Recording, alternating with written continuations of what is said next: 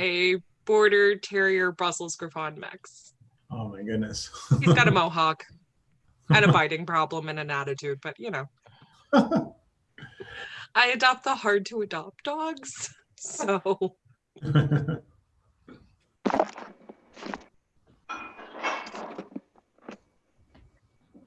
my dogs? Yeah, buddy. My dogs. Oh, come on. Now we gotta see him. Oh. We're petting him. Like, there we go. Oh my God, look at that. Aww. He's with me all the time, all day. We should have a book done with photos of the dogs of Maplewood. Well, COVID has definitely resulted in a lot of new dogs. We have 7 dogs on my block out of 13 houses. Oh, wow. And now we're up to, and we're actually up to 9 because we have 2 new dogs on the block. I live on they're a weird little U-shape where somehow 3 or 4 of the houses have Westies. And they're not a common breed, so we call it Westie Row. Westie Row, I love it.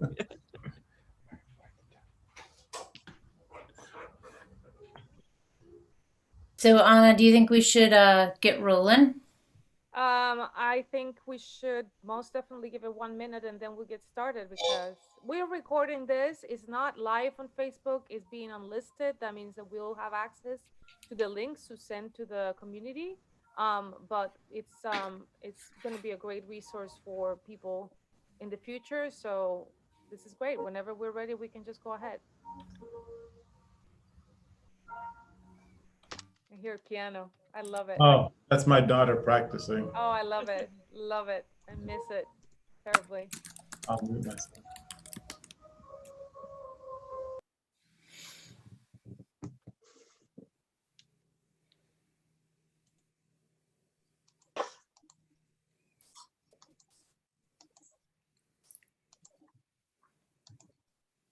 Yeah, I think Anna, you might want to give another minute because a lot of people are like logging on now.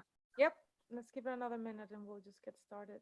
Yeah. For better experience, I would say if you can change your view from pen to speaker, I think that could be a better, because since we have a couple of speakers coming up, that way you can see who's speaking.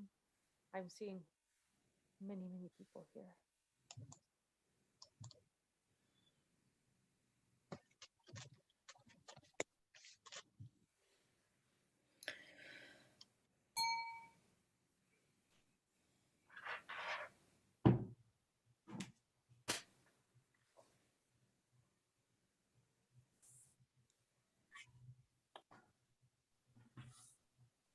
All right, Marcie, I think we should go ahead and then start, and then as people come in, then they can join us.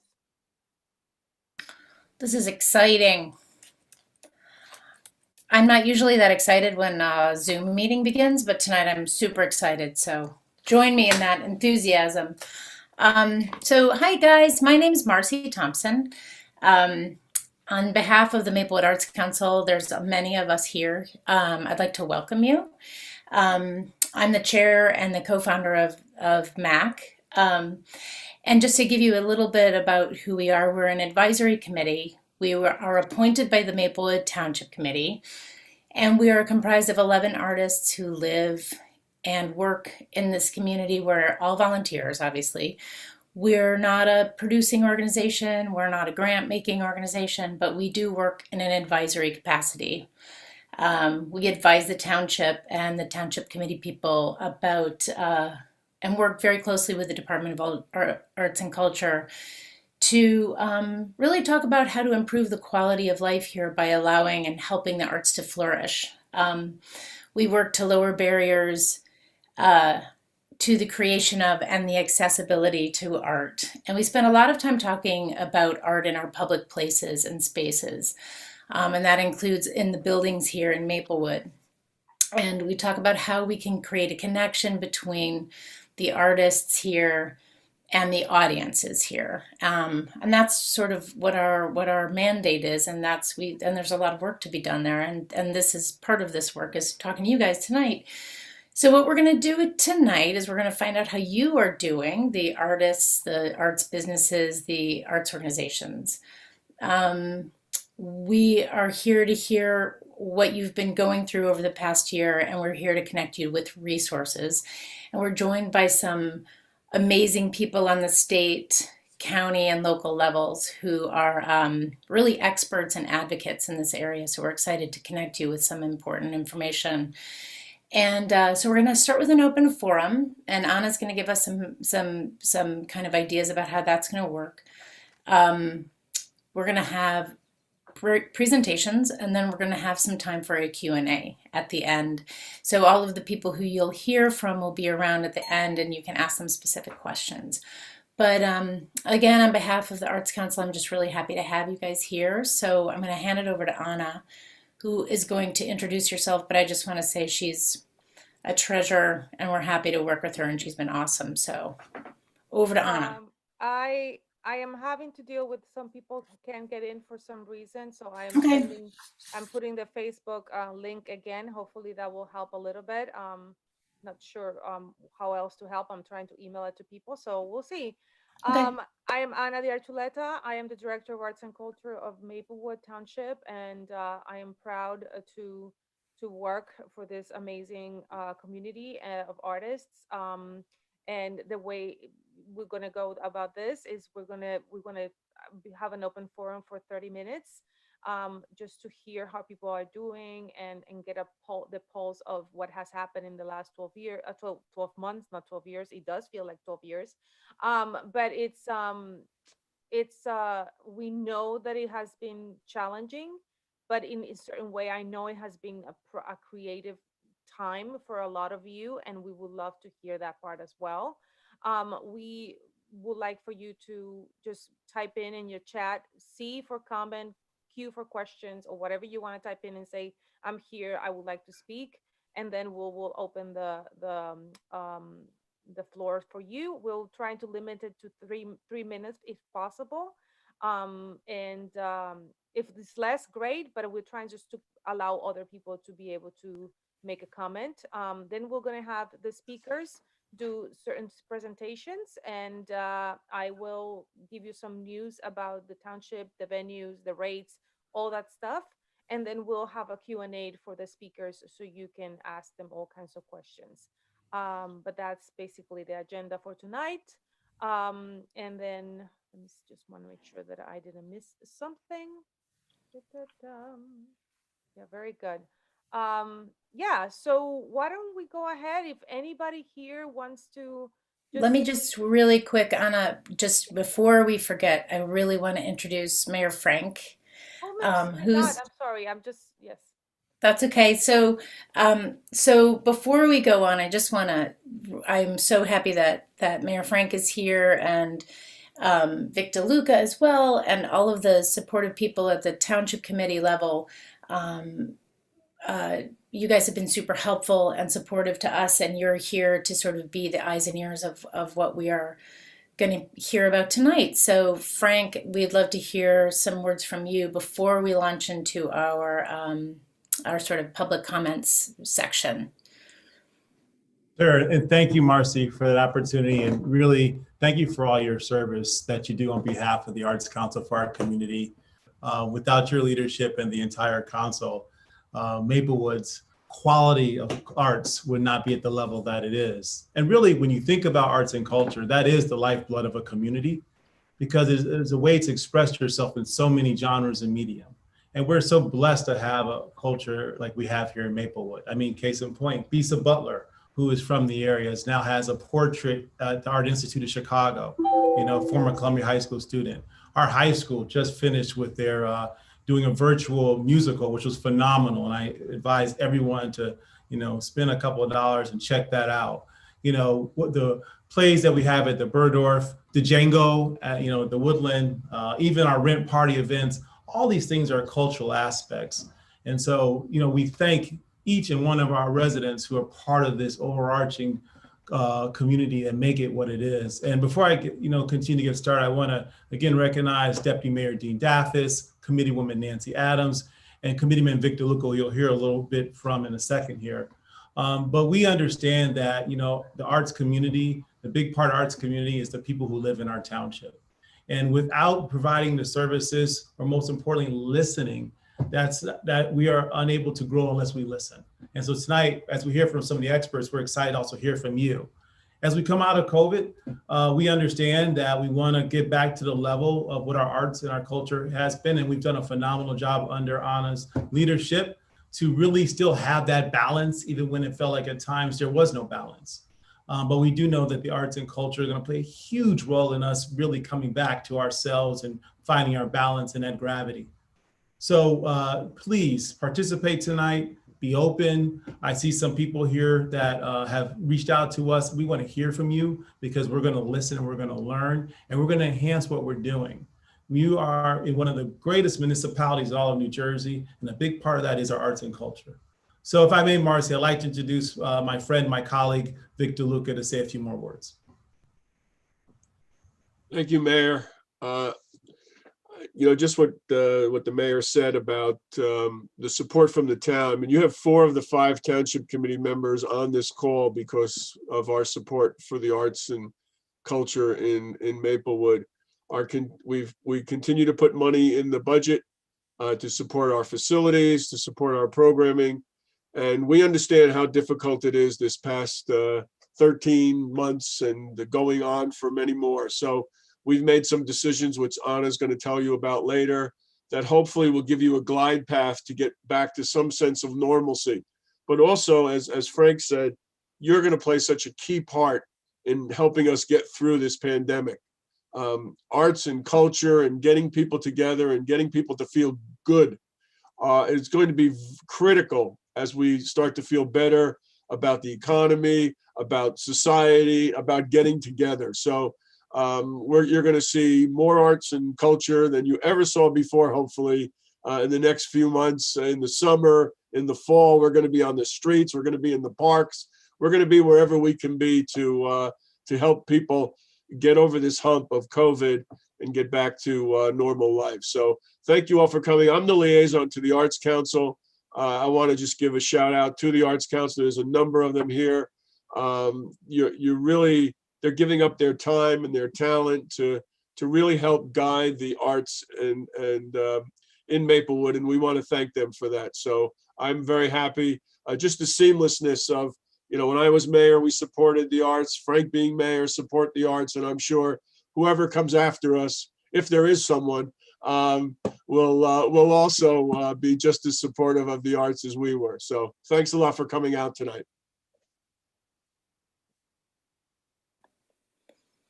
Yeah, so at this point, and thank you so much, both of you. It is so great to have everybody here to sort of witness and participate in this event. We're really looking forward to listening, and we're really looking forward to learning what we are about to learn. We're going to be recording this, we're going to be transcribing it, we're going to take a long look at what we hear from you.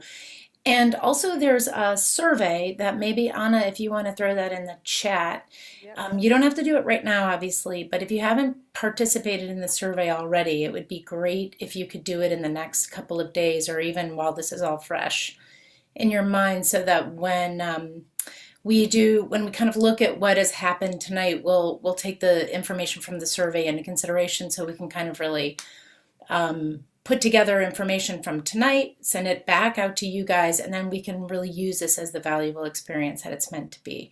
So I guess with that, what we're going to do now for the next 30 minutes is give everyone a chance to weigh in on what they have been going through. Tell us about your work, if you're an individual, if you're a business, if you're an organization, if you're a nonprofit, if you're just getting started.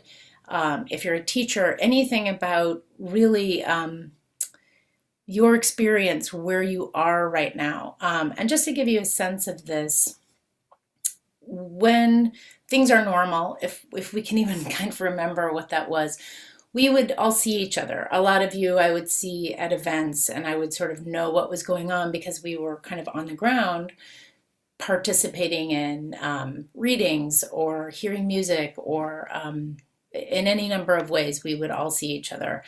I haven't seen people in real life in months, and I'm sure you guys are the same. So we don't know what's going on anymore, and that's very much the inspiration for this evening. So fill us in, what have you been up to? Are you completely on hold? Are you working on new things? This is kind of a chance. Think of it as a reunion, and that we're getting together and we're hearing about what you're up to. So feel free to jump in, and if you don't jump in, I'm going to do like the third grade teacher thing, and I might call on you. So just jump in, unmute yourself, be heard. Hey guys, I'm the new guy in town. I unmuted. Hi, my name is Gregory Osborne. I went to Maplewood Middle School and Columbia High School, toured with different dance companies, and toured with musical theater. And I realized that my life was just not satisfied. I was not satisfied because I was doing a service for people and I wasn't necessarily being served in that community. So I decided to create progressive theater so that we can be the change. And in short, everything that we're fighting for today is why progressive theater started. Equality, equity, inclusion, all of that, like the list goes on. One of the things that I would like to say that I am very involved and was always involved in the arts in Maplewood. But as I grew up, I continued to realize, oh my gosh, I actually don't know what's happening artistically in our town. I don't want to concentrate on what the year has been. Like I'm choosing not to, because we all know what it's been for our businesses. My thing is, I realize that there's a lot of division within Maplewood, New Jersey. And I see so many ways where these divisions can work together. Recently, I was just named in the chair of the integration through the arts for the Coalition on Race. And I was like, well, what does the job entail? And when I heard what the job entails, I was like, oh my gosh, this is something that the Maplewood Arts Council or someone on the Maplewood Arts Council could be doing because of the mission statement. So I'm very mission driven. So I started looking into the mission statements, and I looked at the Maplewood Arts Council and the Bergdorf's mission statement, which I think is Maplewood, what is that? Division of Arts and Culture.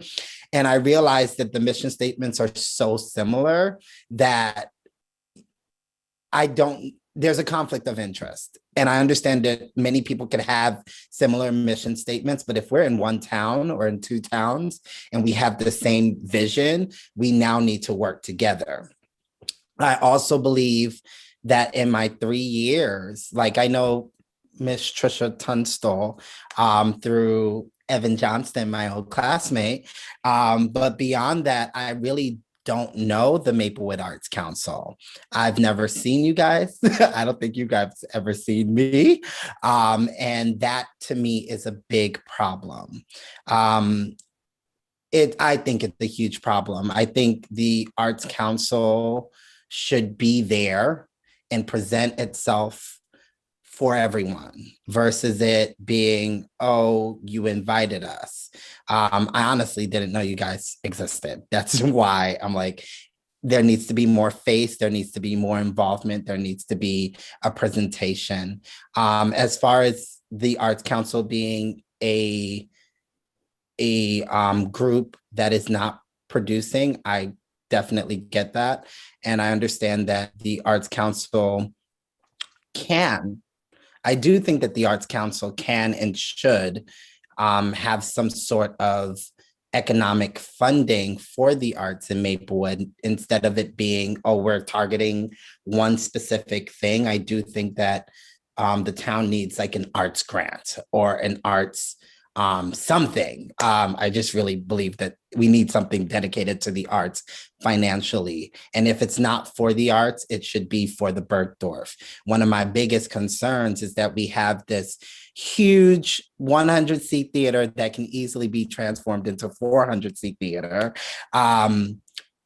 to present not only musicals and plays, but like we did the TED Talk and community discussions. I feel that I don't understand why we haven't graduated to the space of making the Bergdorf like a paper mill or like a Luna stage.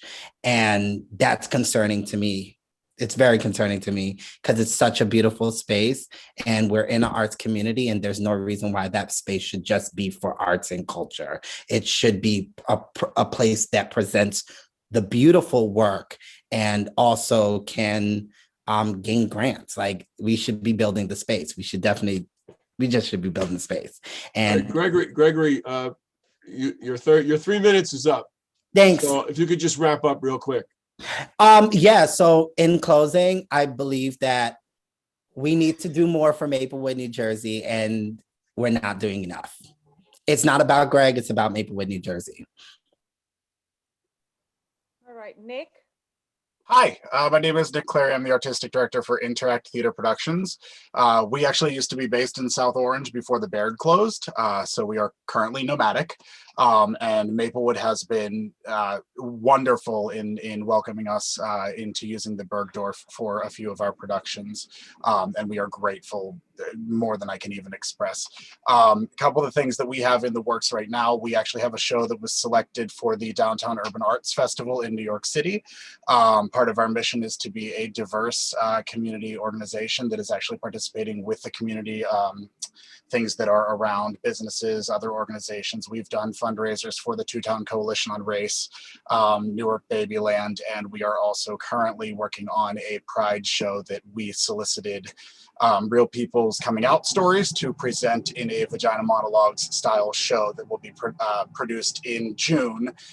It will actually be happening at the OzPAC in West Orange, but we are trying to do it in Maplewood as well the following weekend, which would be the last weekend in June. I've been talking to Anna and Lisa about that, and also to Sheena about possibly doing it at SOPAC. So any help with getting a space for that would be wonderful. All of the proceeds for that are going to one of the local LGBTQ organizations. We are not making a single dime off of that, and it is an original piece that we are writing as well as producing fully. Typically, we do 4 to 5 main stage shows a year, and that runs the gamut from Black author shows to new work shows, fully staged musical reviews, and we also have children's theater, family theater, and education as well. We also do a Broadway mentor program where we have people like Broadway's Brandy Siobhan Massey, who was in Wicked and A Lion King, come in and direct special engagements and children's education things. E. Clayton Cornelius and Beth Thompson and her husband Sean have come in to host a few opening night things for us, and Danielle Furland as well has come to host our gala fundraisers that we do every August in the Bergdorf as well. So at this point, we are actually not able to plan anything really. Everything's kind of up in the air, and the 2 projects that we have in the fires are also somewhat still malleable at this moment as to what they're going to end up being. But I'm happy to see everybody. I've seen many of your faces before. My husband is also the choir director and organist at Morrow Church in Maplewood. His name is Holland. Some of you know him and probably know him better than me. So it is nice to see everybody and meet some new faces as well. Thank you. Molly? Hi, sorry. Hi, I'm Molly. I'm the vice president at the Maplewood Strollers. I figured might as well put all theater groups right in a row. We're coming up on our 90th anniversary, so that's a lot of fun. During the pandemic, we've been focusing on digital productions. We've had, I'd say, a little over 24, because we've also been doing play readings. Since a lot of our membership is kind of older. We've also been making sure to reach out for those who are quarantined, giving them a social outlet, dropping off care packages, running errands. I've brought in so many trash cans in the past year, and kind of helping our membership like that. We're starting to plan for the future. For those that don't know, the Bergdorf lockdown literally the day before an opening night for us. So that was unfortunate how everything had to get rescheduled. So we're looking on how we can stage things for the upcoming year. We have still managed to present children's shows, original works, everything during the pandemic, and that's been great. We've been able to expand our reach. One of the things that we're looking at in the future, and we're really excited about this, is we are going to put on a theater festival. It'll be 2023, so that way, hopefully most of the COVID concerns will hopefully be done, and we can actually do planning that doesn't get canceled again. So it will focus specifically on voices that are unpublished or original, and especially perspectives that historically have not been able to be on the stage. So we really want community involvement in this. You can shoot me a message in chat. I'll happily give you my email, exchange details, cell phone. I have nothing better to do. So, shoot us a message. We want this to be a community event. We believe strongly in theater by the community, for the community. And this will definitely be a community driven and guided event. So we're very much looking forward to that. Very good. Thank you, Molly. Anybody else wants to comment? Some of our visual artists. Now we heard from the theater companies. Anybody, musicians? Go figure, the theater people are chatty. I have a question for you guys, whether you're theater or whatever discipline you might be in. Are you planning on, once we can be in the community together live, are you thinking that like your streaming or online presence will still stay robust? Are you going to keep doing that in the future? Has it worked for you over the past year? Have you found value in it? Will you keep doing it? We found a tremendous value in it. Certain things that we normally didn't do, for example, we do a play reading once or twice a month. At the beginning of the pandemic, we did it every single week. Those have had a lot of success, and we've been able to get people from all over the country to attend them. We've also been able to do co-productions with other theater groups because we have a lot of infrastructure. So we plan on continuing doing some of those. And we've also been helping some local playwriting groups do original performances, helping provide scripts since we have over 1,000 books in our script library. So those types of online programs we plan on continuing doing. It's also helped us to kind of extend our season a little bit. So we've been enjoying that, and we get donations. We do them for free. But if people want to donate, we've actually been able to make some money off of that, which is appreciated. That's interesting. And what about Nick and Gregory? Just from the theater folks we've heard from, is that something you guys are going to stay doing? Or so actually for Interact, we had a nice aha moment, which was we tend to do a Halloween show every year. And of course, we couldn't do one this year. We had it in the works. The irony was we were actually trying to put Mask of the Red Death together. If anybody knows that play, it's about a plague and people being, in an encapsulated abbey. So obviously we're staying away from that. But what it drove us to do was to try to kind of get back to the roots of horror and the things that scare you. And, no one can scare you quite the way you can. So we did a radio drama. So we went back to like 1930s radio drama, the Shadow style stuff. And it actually went so much better than we ever expected it to. So it's something that we plan on doing every year in addition to our Halloween show as well. And then on top of that, we actually, our social media, series that have gone out. We've done Hope in Color, which were for people of color, and songs of hope and justice and monologues and such as well. We've also done flashback featurettes where people from within the shows can actually do things that they've done or songs that they wanted to do they weren't able to do in shows they've done before. We plan on keeping those things going for sure. And we're actually going to start looking more at doing some filmed versions of original plays as well to release as virtual things, so that they're a little less, you don't take quite as large a chance on them as far as losing funds or anything like that if you do it that way. So that was, I thought, many aha moments for Interact as well. That's fantastic. Gregory, did you guys find that with Progressive as well? No, I hate it. Theater is not for film.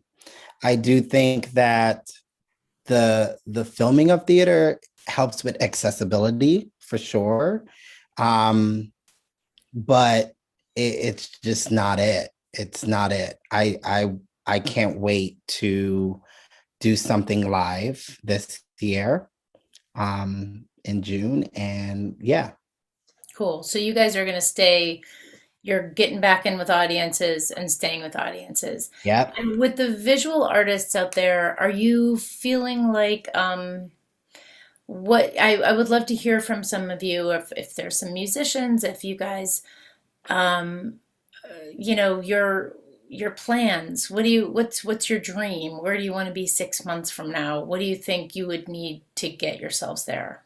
And Marcie, I posted something on the chat box, and I did that early on, but no one has responded to that. The senior arts programs. Yeah, right. I used to be a sculptor many years ago, and then completely, got out of that and got into real life living and stuff. But now that I'm retired, I started looking at programs that Maplewood and South Orange had, and I stumbled along painting and drawing and things, and I realized that there was a lot of my artistic feelings were latent, and I wanted to re-experience them. And Maplewood had a great senior arts program, which I started, and I hadn't really painted before. And then I learned to paint, and I learned watercolors and acrylics and oils, and was very excited. And then when this whole thing, and then I had submitted my work actually for judgment in Essex County, and it actually had won something. So I was really encouraged to continue doing this. And then all of a sudden this COVID thing hit. And then I've been looking for, professional artists to help me further on. I missed the classes that we used to have together as, because we see people's work as it's progressing. So I'm sort of missing that. And I think a lot of the people that I Zoom with feel the same way. And I was just wondering, is the Township or any other organization planning on trying to get some professional artists for us to work with in programs like that? So Peter, I asked Melissa Mancuso if she would respond to you. She's our Director of Community Services, and she can talk to you about that. We also have a painting class in the park that's coming up. Melissa, can you answer this? Hi, sure. Hi, Melissa. Yes. Hi, how are you? Good. Good. So the classes that you're talking about, I know the instructor went virtual with a lot of them, but we are looking to start in person. So we've done through the pandemic some guided art, but I think you're looking for like the curriculum building from the professional artist. So it's not like a one-off guided, right? Okay, yeah. So we're looking to start that again in smaller groups, probably of between 8 and 10.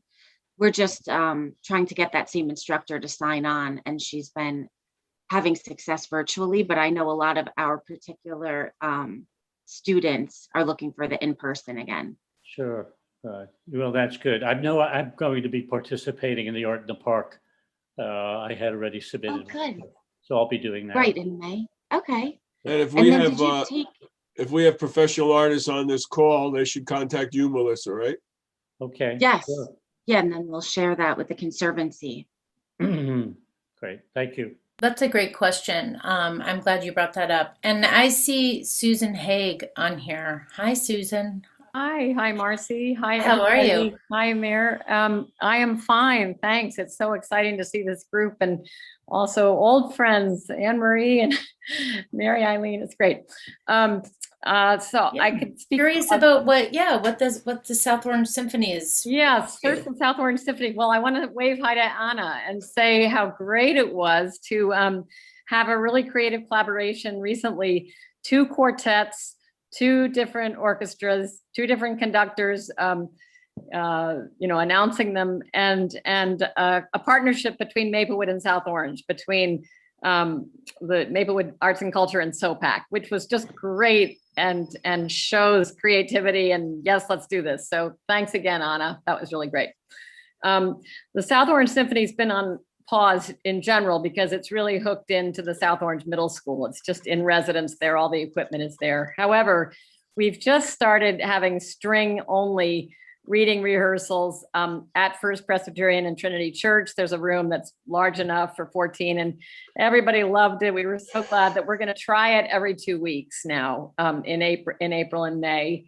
And hopefully in June we could figure out a place to play outdoors. There's everybody feels like, okay, it's time to do something. And maybe Memorial Day, maybe June. So we'll be in touch about that, any outdoor venues.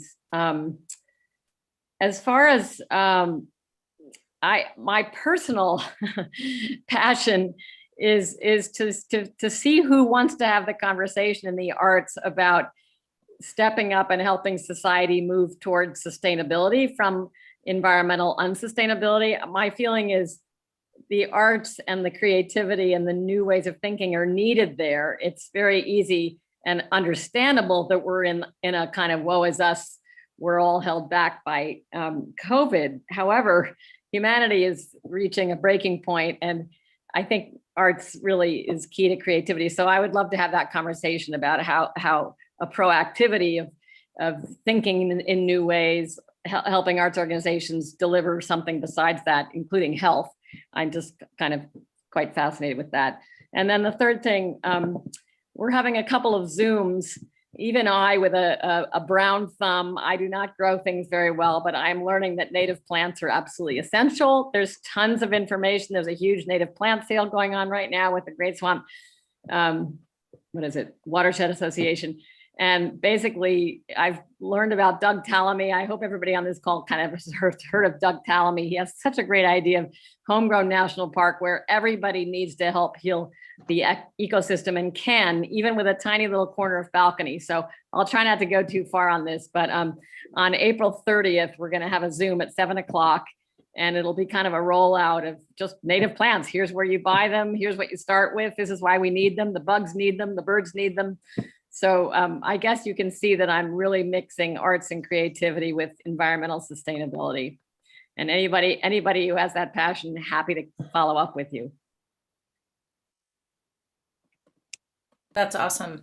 Yeah, I'm glad to hear you guys are getting back into rehearsals. So that's great. And so as far as maybe another visual artist, Lisa Lackey, maybe you can talk to us about what you've been up to, or kind of where you find yourself in terms of studio space or working with other artists, or how do you think about showing your work, or, where are you with that? Well, I first want to say thank you so much for the women's movement in March. I mean, I thought that was fantastic, all the stuff that all of you did to make that such a wonderful experience. So I just enjoyed very much seeing all the other artists and everything. So thank you. Well, I've been just kind of locked into my studio. I'm tired of online shows. I've got to be honest. I don't know if people really go to look at them or not. I'm missing that one-on-one conversation, in front of artwork.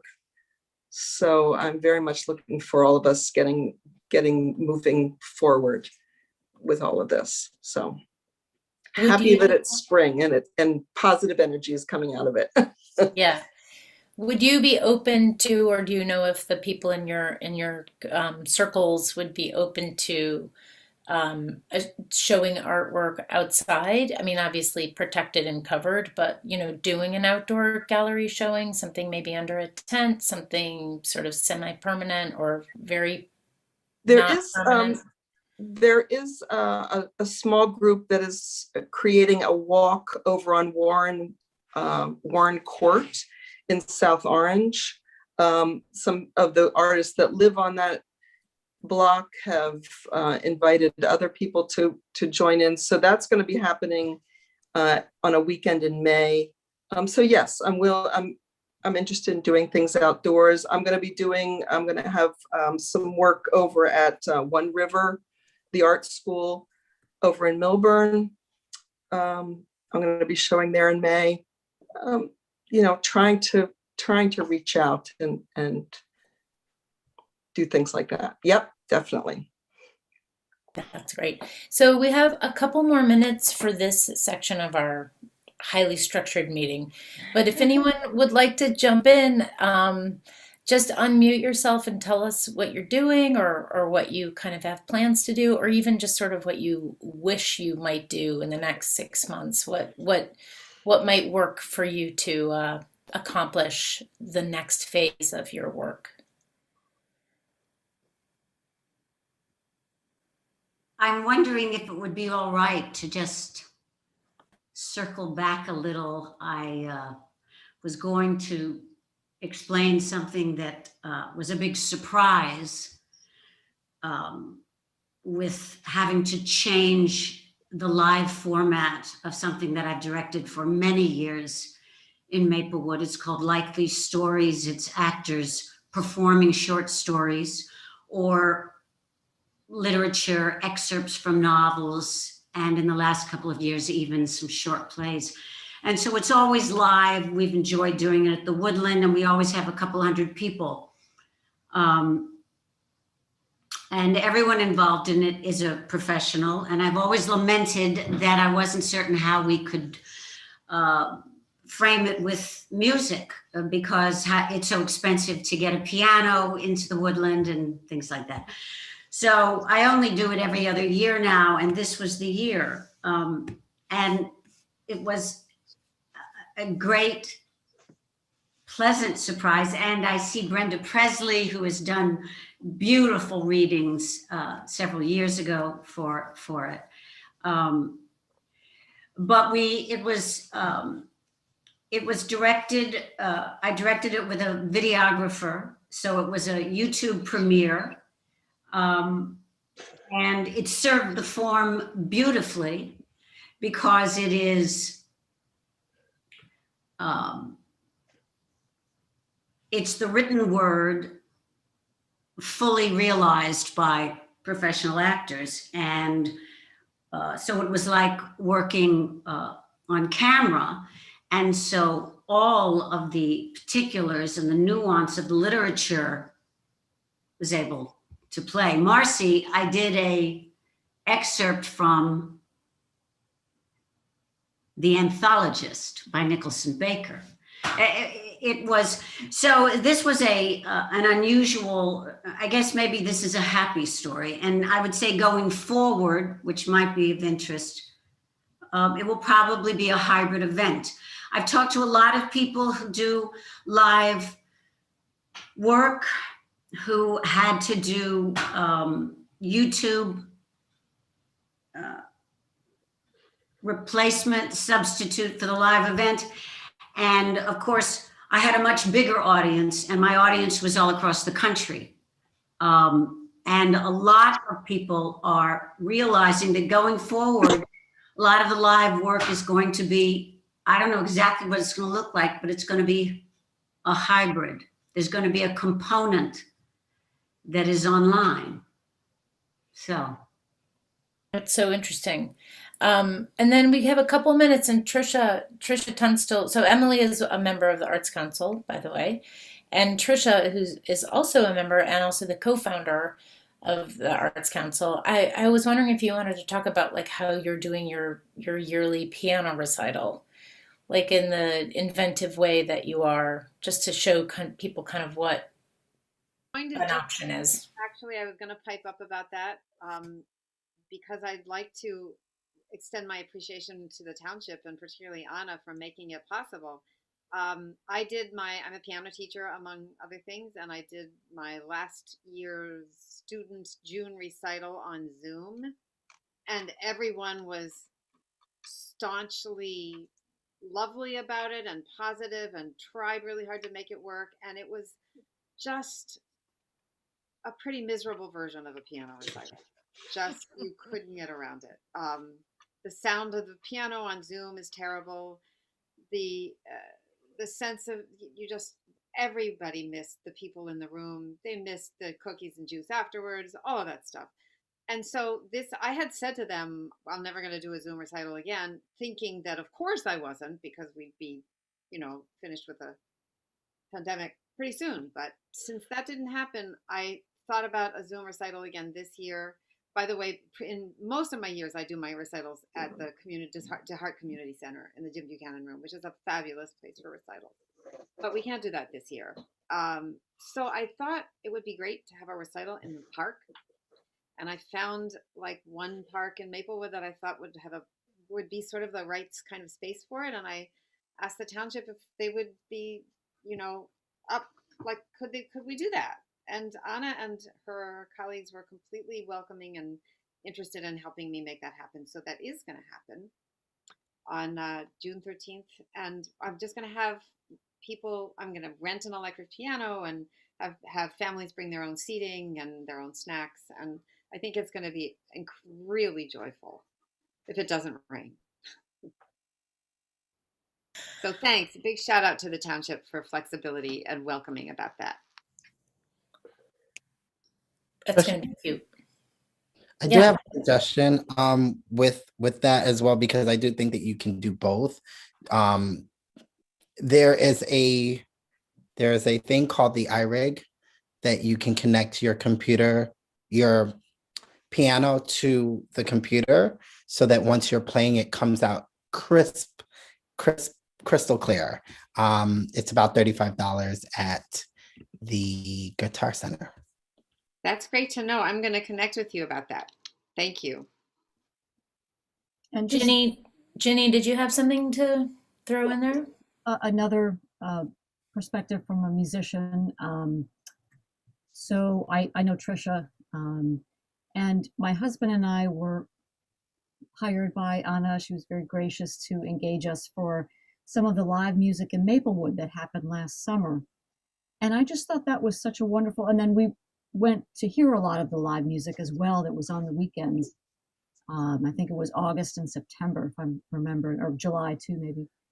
And I just thought that was an interesting addition to the fabric of Maplewood Village, to have that live music outdoors, when the weather allowed. And again, I think just going forward, that might have been a silver lining, that's a really nice opportunity to feature local musicians who, maybe can't get into Maplewood stock or have other opportunities to play. And then I think it adds to people's enjoyment of their time in the village, having dinner or walking their dog, whatever it is. So whatever funding stream helped that to happen, I would just encourage that to continue. And I know there is live music, and there has been in Maplewood and South Orange over the years, but that particular series I thought worked very well. And not just because we were able to perform in it, but I know a lot of people who enjoyed it. So. Yeah, that's so great. Anna's going to talk about a bunch of things that are going to come up that the township is sort of making a way for this summer. So there'll be some opportunities too for musicians and other performing arts organizations to take advantage of some outdoor spaces. So that's going to be great. I'd love to move on to our first presenter, if that's all right. We can come back to questions and comments again at the end. Certainly you can throw some comments in the chat. Gregory, I think the comment you were just putting in the chat, was that what you were just talking about, the the IRIG. Is that what you were commenting? Yeah, okay. So let me introduce our first presenter who we're so happy to have here. Mary Eileen Forat is with the New Jersey State Council on the Arts. And if you guys don't know what that is, I would encourage you to look more, but it's a division of the New Jersey Department of State. Its mission is to provide financial and technical support and services for New Jersey artists and nonprofits. And Mary Eileen is the former executive director of Monmouth Arts, which is an awesome organization that would be great to have here in Maplewood. We do not have an organization like that, but now Mary Eileen is a program officer for the New Jersey State Council on the Arts, and she specifically serves that organization with local arts programs. She serves local arts programs. So you can talk to us more about what that means. And I'm really grateful for you to be here, and thank you in advance for your info. Sure, happy to be here. And actually, I mean, Monmouth Arts is a county arts agency. So you do have, and I know Kate's going to speak today, or tonight. So you do have Essex County Cultural and Heritage, which is the equivalent of Monmouth Arts, although Monmouth Arts only did arts, not the history part. So it's so good to see you all. I had no idea this many amazing people lived in Maplewood. And I know some of you, some are very familiar, and then I see a lot of new faces too. So thanks for having me. You know, the Arts Council, our mission is to support and encourage and foster public interest in the arts. We are the largest funder of the arts in New Jersey. And, you know, like you, we have had a busy year. You know, when COVID hit, we really had to shift a lot of what we were doing midstream, just as all of you did, and really focus on COVID relief efforts. You know, when we packed up our office and went home for 2 weeks, you know, that's what we thought we were going to be doing, is going home for 2 weeks. And instead, we've all been working virtually since the middle of March last year. But happily, we were able to do it, and we were able to leverage funds. We were able to give out $5 million in CARES funds that went to 94 arts organizations. Those were need-based grants. So those organizations let us know about their losses, and we were able to provide them with some relief, certainly not full relief. We were able to give out $85,000 need-based individual artists recovery grants. We were able to give out $750,000 in COVID critical needs grants to 50 arts groups for PPE. Some of our leaders, Tammy Herman and Allison Tratner, our executive director, worked with other funders in the state and advocates to help create the now it's up to about 4.2 million New Jersey Arts and Culture Recovery Fund. And we've been partnering with the New Jersey Economic Development Authority on arts-specific webinars about their recovery programs, and ensuring that both for-profit and nonprofit arts businesses can take advantage of them. Allison also was tapped to be co-chair of the Governor's Arts and Culture Recovery Working Group. And we were actually in the middle of administering the fiscal year 21 Cultural Trust grants, the application process, and we had to pause it and redirect it to COVID relief. So it got delayed, but at least, you know, it gave us another stream for to help with some financial stabilization for groups. So, you know, we're in the process now of having interim conversations with those organizations that we directly fund, and happily, most have come through. They've made it through this year remarkably well, because they've grabbed PPP loans, and you know, some have gotten county block grants, and they've gotten grants from the Arts and Culture Recovery Fund, and So that's wonderful, and everybody can breathe a sigh of relief for about 5 minutes. And then they know that this next year is going to be a huge challenge. And the council is well aware of that.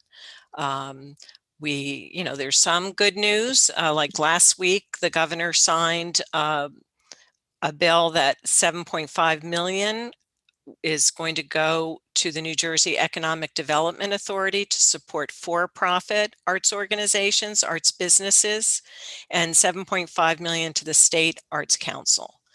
And that will be for nonprofit arts organizations. And the intent from the council side, we don't even have all the details on that money yet, but our grants committee will need to meet to vote on the final requirements and the grant process. But we're aiming to have this opportunity open to the field, not just to our direct grantees that are currently on our roster. And our main priorities with these funds are to get them into the field as quickly as possible, maintaining high levels of accountability and compliance with all the federal and state requirements. But we will ensure broad access and maximize public impact in every county throughout the state. So that's some very good news. We're looking forward to the Shuttered Venues federal funding reopening. Maybe Anne-Marie will have more information about that. No, okay. So, hopefully they'll get their act together and that will be available soon. And then other good news is that additional relief funds are going to the National Endowment for the Arts, and 40% of that has to go to the state arts agencies. So in the last round, when this happened last year, the State Arts Council got a little over $400,000. So, we will see how much we'll get from that. But again, that will be money that we will be pushing out to the field. And then the governor's budget is, in that budget, he has put in a large increase for the arts, the State Arts Council. So that is certainly not a done deal.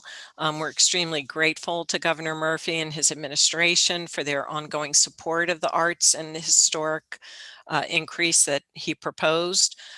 We're hopeful for that significant increase, but we won't know our exact fiscal year 22 allocation until the full budget is voted on in late June, and that goes into effect July 1st. So there are a lot of unknowns with that, but in the meantime, we are strategizing a variety of programs and services that will allow the council to have greater impact throughout the state. Right now, we certainly do have a focus on COVID recovery and relief, and we know the field needs support this next year in going from recovery to resiliency and planning through all this uncertainty, especially as organizations start to reopen and ramp up. It's going to be very difficult to do that when they don't know what kind of earned income is going to be coming in. So we're also focused on increased equity throughout the field, looking at how increased funds can help the council serve even more organizations and artists. So that's sort of relief related stuff. And then as far as ongoing programs and services, we give out general operating grants, and the next 3-year cycle, so this is for organizations to come to us directly, will be for fiscal year 23 through 25. And there are certain requirements. In the past, it's been you've had to have a certain budget size and you've had to have a paid person, administrative person, because there is a lot of reporting required with this. But one thing that we have an ongoing partnership with the county arts agencies, and it's called the Local Arts Program, and Kate will probably talk about this. But we give grants to each county arts agency, and then they can re-grant to their local arts groups. And many times the requirements are not quite as difficult as going directly to the state. We also have folk art apprenticeships. So that's something that if you have folk artists in your community, we can help you with that. You have a mentor artist and an apprentice artist, and so the apprentice learns from the mentor.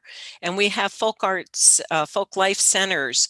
They're regional, so we don't have one in every county, but they can be a resource as well for finding the folk artists in your community. Then each year we give out individual artist fellowship awards. And there are different categories. Each, they rotate every 3 years, but these are really great awards. It's a fairly simple application process. So, you know, you give your basic information and it's based on your work. So you upload, you know, your work. It's for generative art. So the categories for fiscal year 22 will be digital and electronic art, film and video, painting, prose, printmaking, drawing, and book arts. And those applications will be available in late spring, which we're getting into. So it should be pretty soon. And all this information is on our website, which I will put in the chat. We have arts education special initiative grants that are for arts education mission-based organizations. I had mentioned the Cultural Trust grants. They alternate 1 year. The grants are for history organizations, the next year for arts. So our next art cycle is fiscal year 23. And then I'm sure Anne-Marie will mention, we partner with Art Pride on Discover Jersey Arts to help market the arts throughout the state, and with the New Jersey Theater Alliance on the Cultural Access Network to ensure accessibility of the arts throughout the state. We have a new project that we just got a grant for through the National Assembly of State Arts Agencies and AHORA, I don't think I said that right, but foundation. It's for a creative aging project. So I was very interested to hear about your senior arts program, because I would love to connect with somebody on that, because what we're going to be doing is pulling together both organizations that provide senior arts programs, and we are specifically interested in sequential ongoing programs with professional artists, and it doesn't just have to be visual arts. And then we're interested in arts organizations that are providing them, and we're also interested in connecting with teaching artists. So one of the things we're going to do is to pull together a cohort so that we have training for teaching artists. So maybe they're used to working, you know, with K through 12, but you know, they'll learn how it's different. It can be different working with seniors, and we're going to be working with Lifetime Arts that has a lot of experience with that, so that that we'll have teaching artists that then are able to work in other areas, as you know, aside from schools. But we're also interested in any teaching artists that have experience working with seniors. So it sounds like you've got some people there. And then another thing that happened just before COVID with legislation to designate artist districts, and the council has been charged with kind of figuring out that criteria.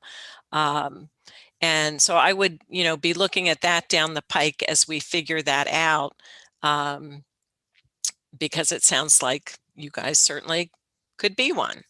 So those are kind of the ongoing things that are going on. And then I just wanted to make sure that you are aware of the New Jersey Business Action Center, because whether you are a for-profit business or a nonprofit or an artist who has a business, they've got a lot of resources, and we've been working with them more and more to have different webinars that explain how their services can help the nonprofit field and artists. So they're actually on 4/20 from 12 to 1.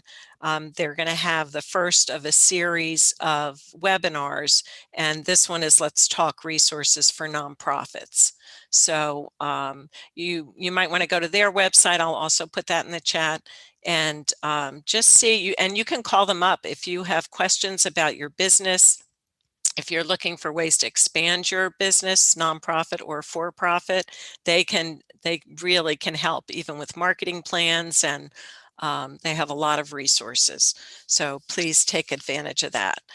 And then just stay connected. Go to when I put the website up, go there and sign up for opportunities for the field. Check out, we have COVID-19 resources for artists and arts organizations that we update weekly.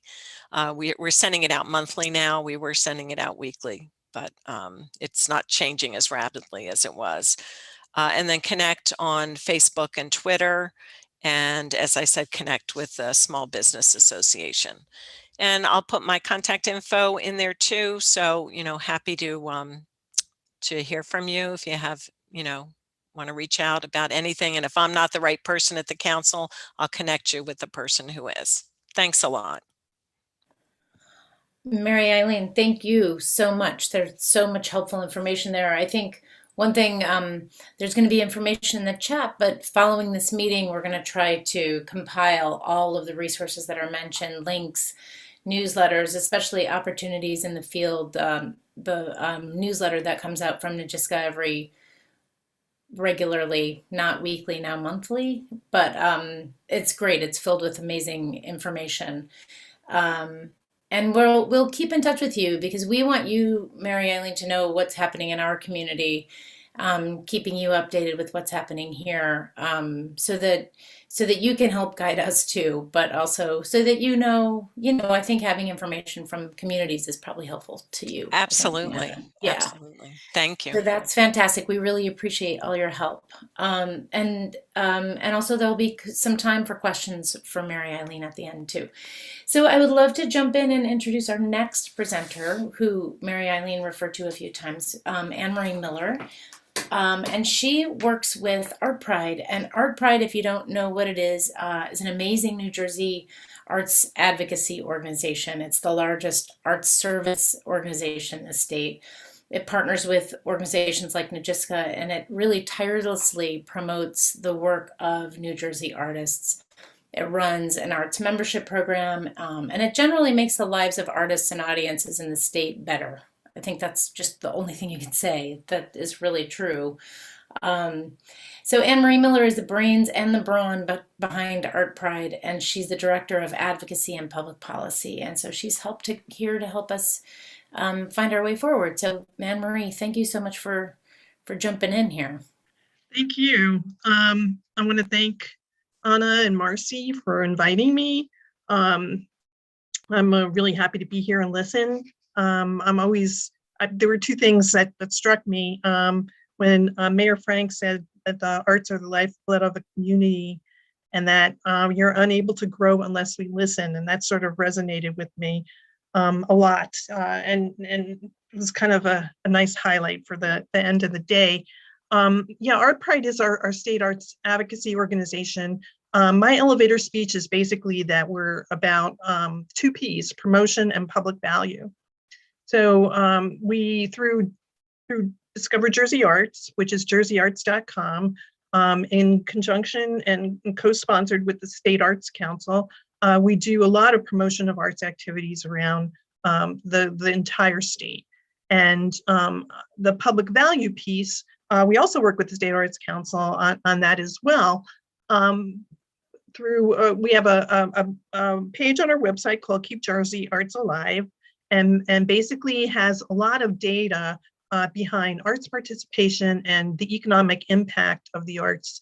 And it has statewide information, but you can also drill down and find information specific to Essex County, so that you can understand when you're talking to policy makers and elected officials with information that accompanies a story.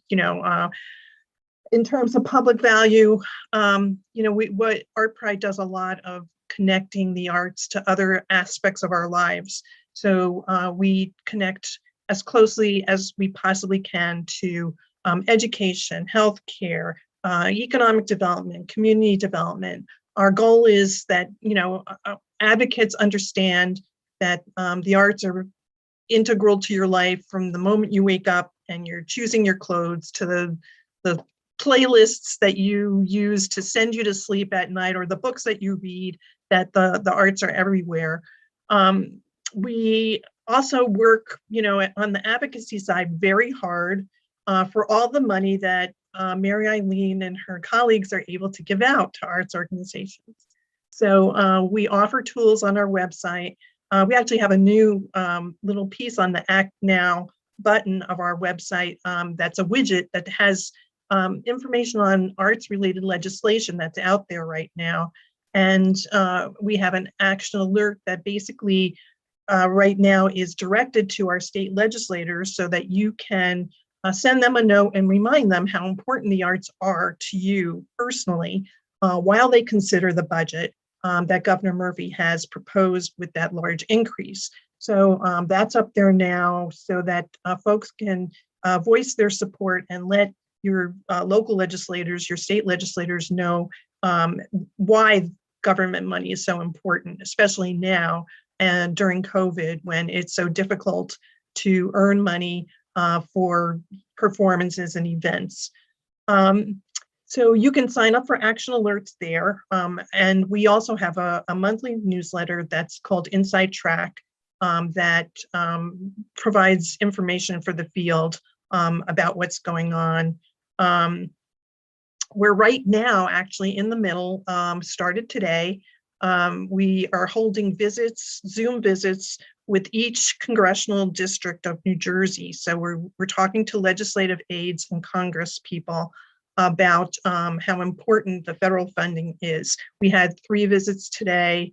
That means I only have, I think, 9 or 10 more to go through the rest of the week. So we've gathered over 60 arts advocates, and we have meetings just like this, but basically they're talking about funding for the National Endowment for the Arts and talking about legislation, how the charitable donation, the deduction, the universal charitable deduction should be expanded so that folks can have an incentive to donate to the arts, and also arts education for all students, and how important funding is in the education budget for the arts. So those are our discussions happening all this week.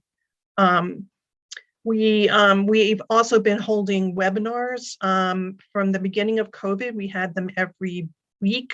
Now they're basically every month. And what we do is touch base on what's happened.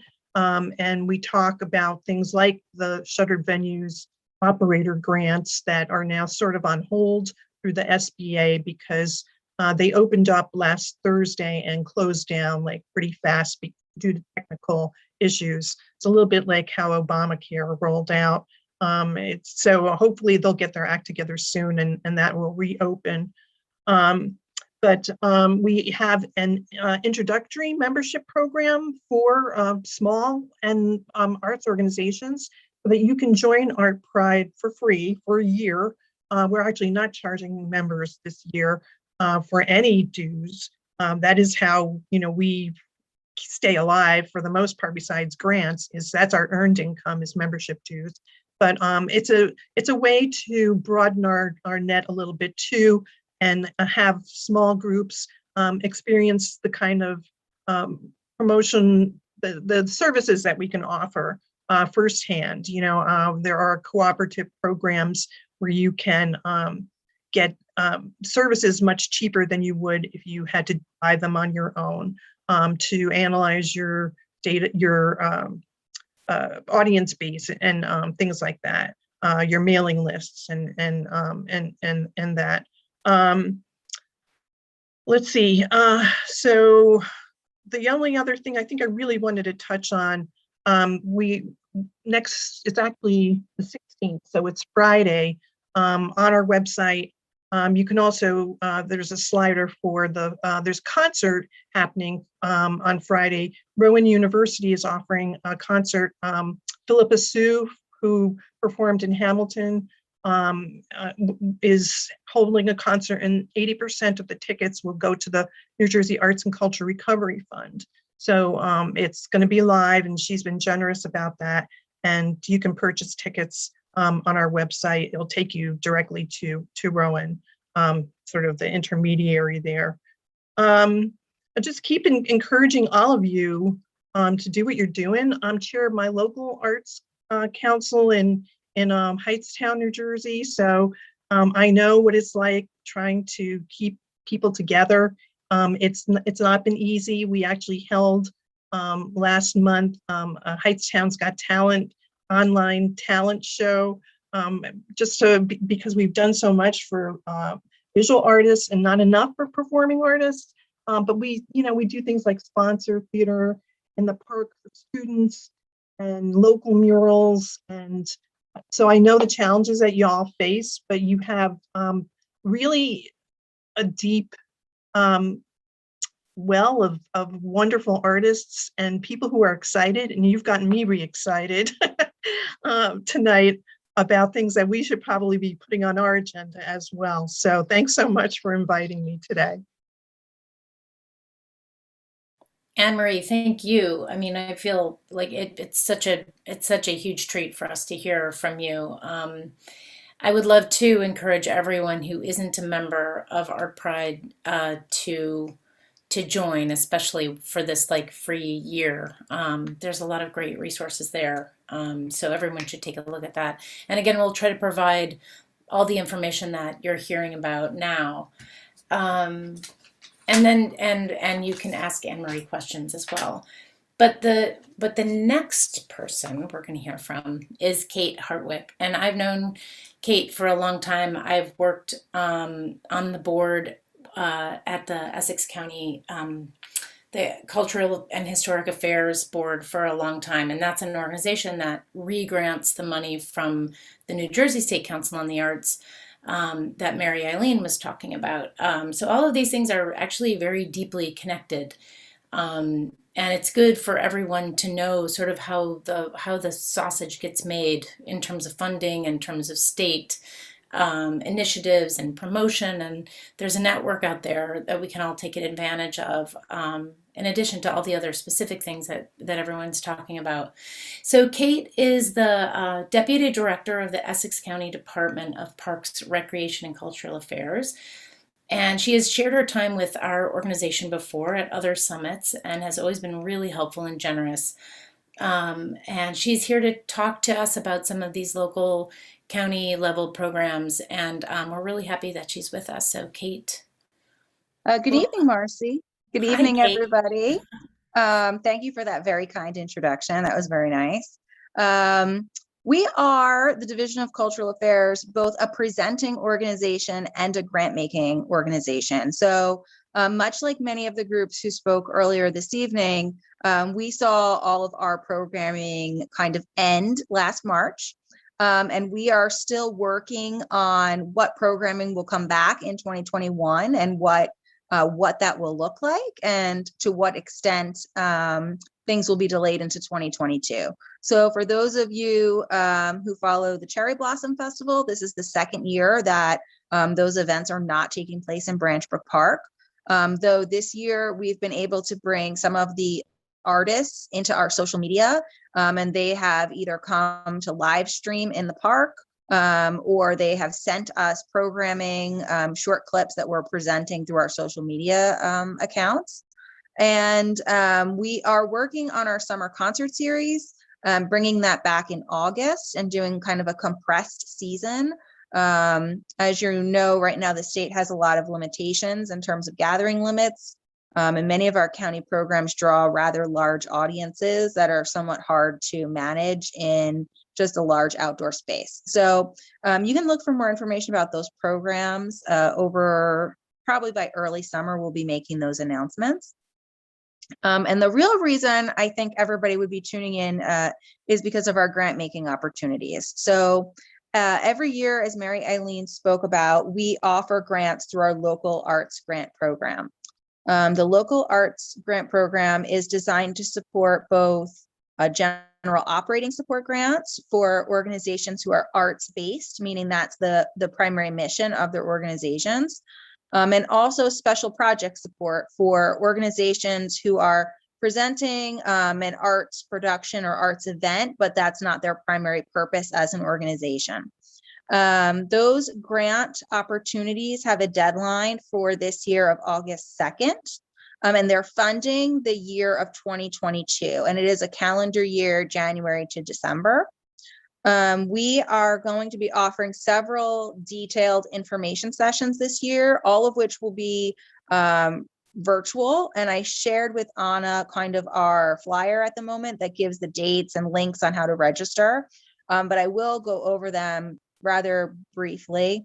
Kathy Cole is our program coordinator, and she's involved in the day-to-day questions and kind of guiding groups through the application process, which is an online process. We'll be having our first program information session on Wednesday, June 2nd. We'll also have one on June 30th, and we will have one in Spanish on June 23rd.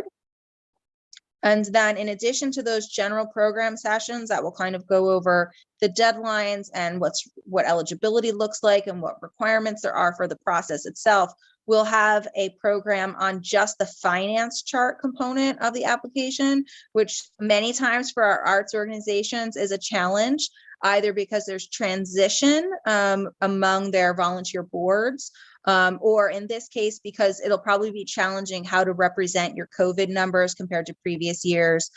So we'll have a special session just on the finance chart on June 9th to go over that. And then we're also offering an audience and artist surveying workshop. That's going to be with Lauren Meehan, and that's on June 16th. And that's basically to learn how to survey audiences and get feedback on your organization's programming and projects. So we have a lot planned to help organizations who are new to get some grant dollars, but also for groups who maybe have been laying low the last year and a half, who have new leadership, or just looking to jump back in and plan for 2022. And I'll stay on for any questions folks have. We have been supporting the county's vaccination efforts, believe it or not, the Division of Cultural Affairs. And so even though we haven't been doing arts programming, we have been very busy, as you can imagine. Thank you, Kate. These community grants are so important to local organizations around Essex County.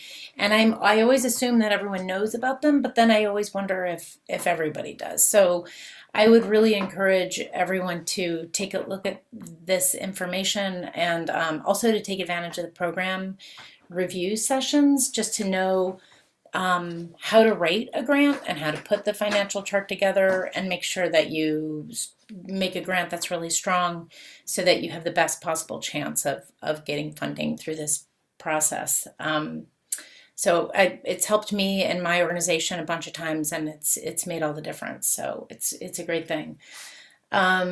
So our final speaker before Anna talks about some of the town plans this summer is a gentleman named Scott Bartolf, and he is a CPA, and this is always the person that I wish that I was, because I don't know anything about money or taxes or I don't even know what the terms mean. And Scott is here to help share his knowledge with probably a bunch of us who don't process this stuff maybe quite as readily as other types of brains. And he advises theater and entertainment organizations. So he specifically works within this industry.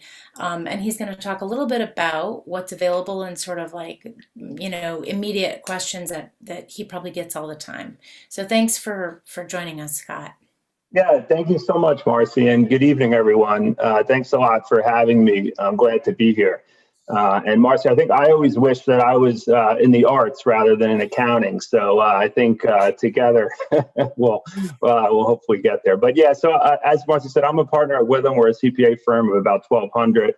But 30 of us in our group focus 100% of our time on theater, entertainment, and the arts.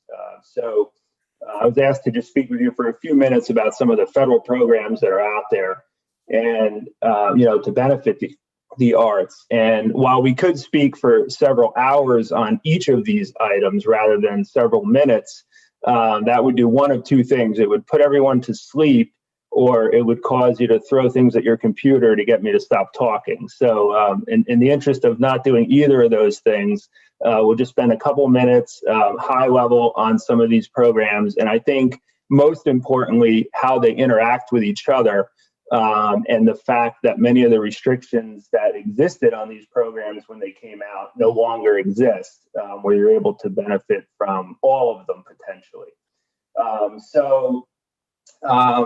The programs that we're talking about, of course, are PPP, or the Paycheck Protection Program, the Employee Retention Tax Credit, and the Shuttered Venue Operator Grants. So PPP, of course, we're about a year in. Everyone who's dealt with it has had fun, no doubt. But I think we all are pretty familiar with that program at this point. I just want to point out that the PPP, it was extended through May 31st of 2021. So anyone who maybe has not taken advantage of the program for your organization, there is still time.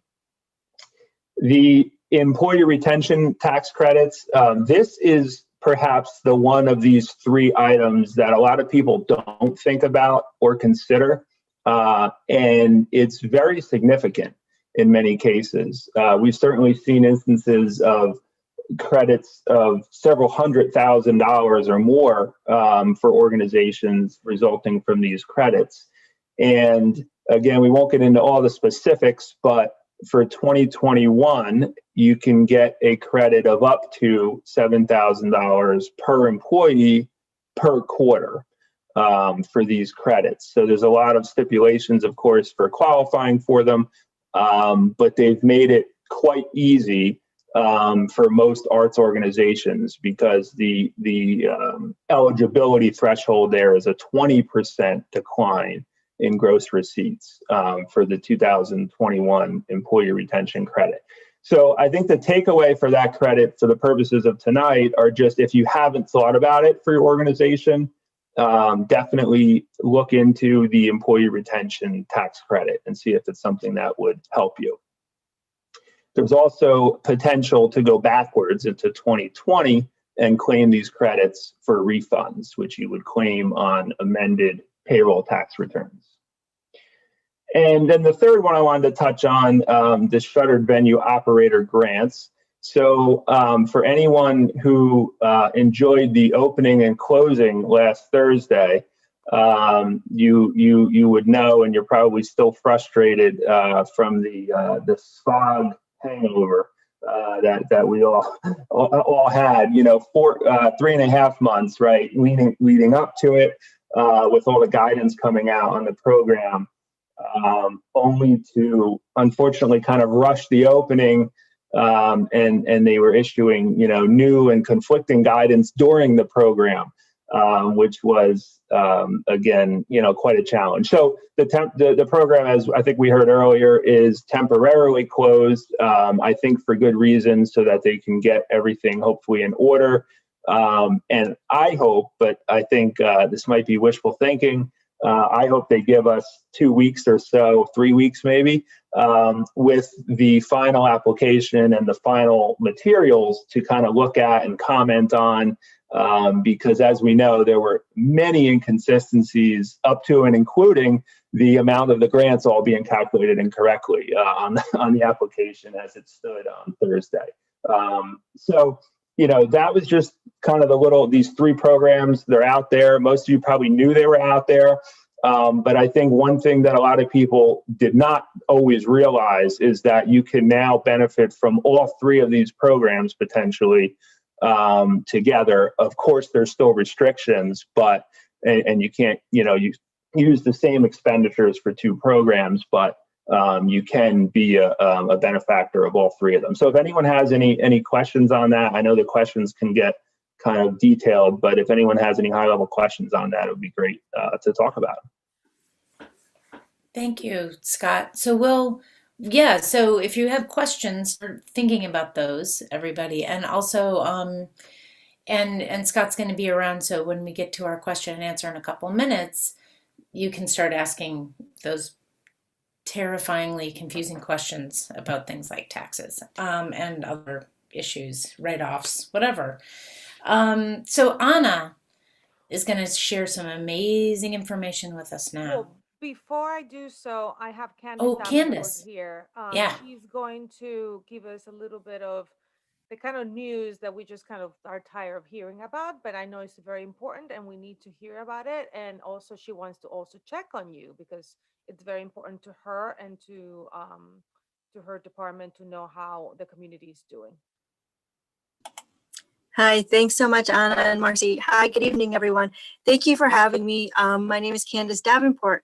I'm the health officer for the Township of Mapewood Health Department. I'm here to tell you about the venue indoor and outdoor capacities.